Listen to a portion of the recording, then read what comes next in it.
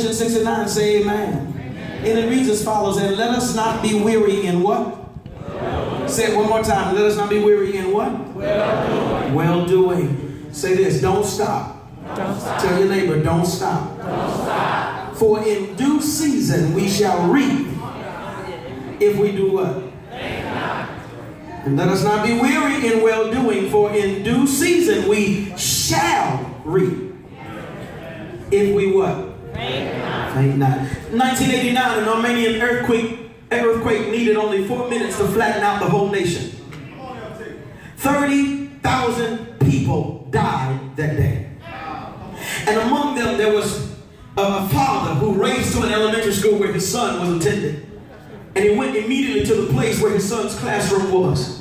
And he had remembered in all that devastation that he had seen, all that he had witnessed, he remembered a promise that he had made to his son. He said, listen, no matter what happens, I'll always be there for you. And armed with that promise, he went to the area where his son's school was. There were stones and rubble. It was level. Parents were around weeping and crying. They were distraught and dismayed. And they were all in terror because their children had been killed.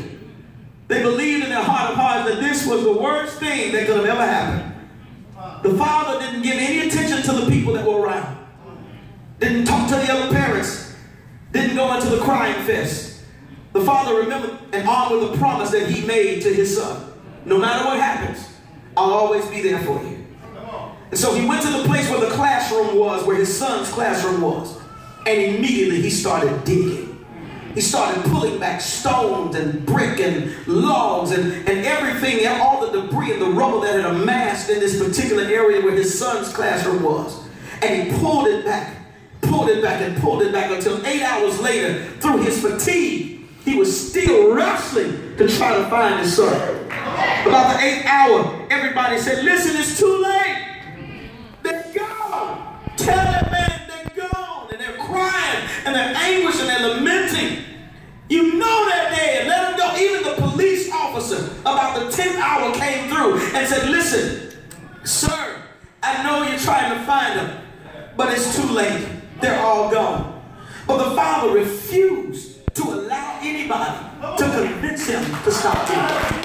8 hours, then 16 hours, then 32 hours, then 36 hours he dug until his muscles were so fatigued and his fingers were numbed and they had started bleeding, pulling up rocks and stubble and stone. 36 hours later, taking only small breaks, just to gather his strength enough to be able to dig more. And the more he took a break, the more time his mind would begin to racing. And he said, listen, I got to get to my son. And he would get back up and armed with the promise that he made to his son. He said, listen, no matter what, I'll always be there for you. 36 hours later, he's digging. People are looking at him like he's crazy. People are trying to comfort him and say, sir, listen, let it go. It's over. It's too late. I know we lost our children, but let it go. He didn't give him any attention, didn't give him any conversation. He just kept digging. And about the 36th hour, he pulled back one stone. And when he pulled back that stone, he heard very faintly his son's voice. And out of the rubble, he called his son's name, Armand! Armand!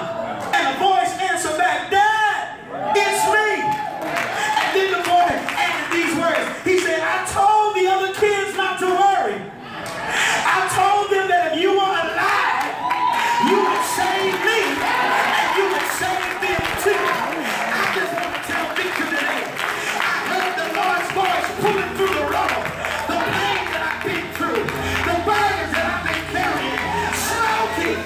Smokie.